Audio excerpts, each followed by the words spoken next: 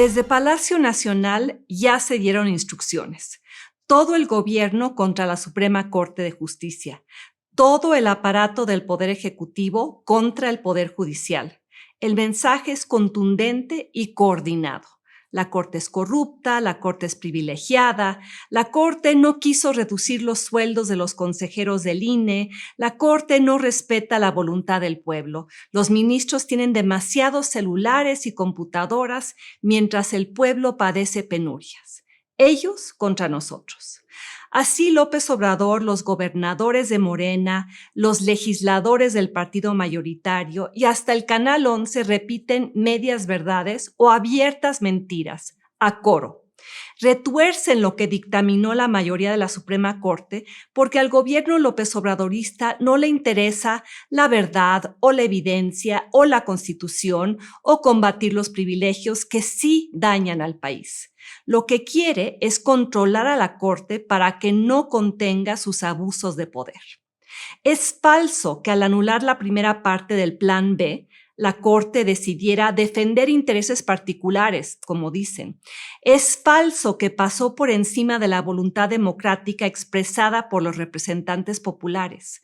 La Suprema Corte ni siquiera se pronunció sobre el contenido de la reforma electoral propuesta.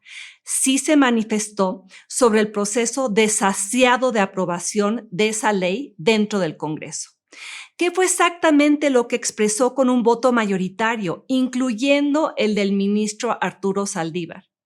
Que las mayorías deben respetar las reglas, que Morena debe aprender a deliberar, a consensar, a legislar, que ser partido mayoritario no da permiso para ser partido tramposo o marrullero como lo fuera el PRIAN, que los contrapesos existen para evitar abusos de poder. Ese fue el mensaje del máximo tribunal, ni más ni menos.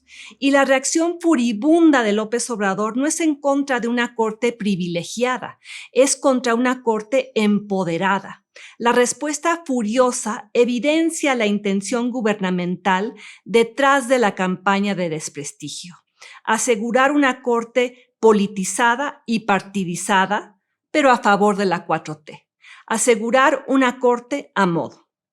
Ahora, en su paso por el poder, tanto el PRI como el PAN buscaron lo mismo y con frecuencia lo lograron.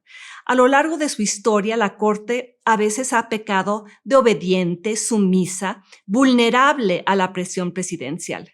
Con frecuencia ha sido un tribunal más abocado a proteger intereses empresariales y fiscales que a promover derechos fundamentales. Ha sido un instrumento del poder y no una institución para controlar su ejercicio. México ahora necesita precisamente una corte más sensible y más consistente. Necesitamos ministros y ministras que sean garantes de derechos constitucionales y no protectores de quienes pisotean esos derechos desde el poder. Hombres y mujeres respetables, respetados, respetadas, no más Yasmines Esquiveles o Loretas Ortizes, producto de un voto popular manipulado como quisiera el gobierno actual. El objetivo propagandístico y político de la andanada contra la Corte no es mejorarla o perfeccionar la calidad de sus sentencias o asegurar la imparcialidad de sus miembros o combatir el nepotismo o la corrupción en sus filas o impulsar una reforma judicial que sí garantice justicia cotidiana para los millones que no tienen acceso a ella. Si ese fuera el caso, López Obrador no habría encumbrado a Yasmín Esquivel, no habría frenado la transición a los juicios orales, no habría impulsado la prisión preventiva oficiosa que todos los días cierra candados para los pobres y no habría recortado el presupuesto del Poder Judicial para entregárselo al Ejército o al Tren Maya.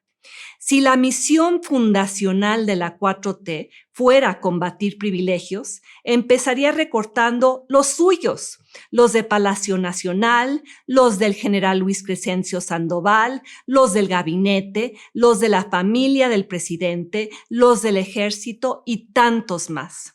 La campaña canallesca contra la Corte revela la meta real del Plan C. C de control, C de cuatitud y C de corte cortesana al servicio del rey, no de sus siervos.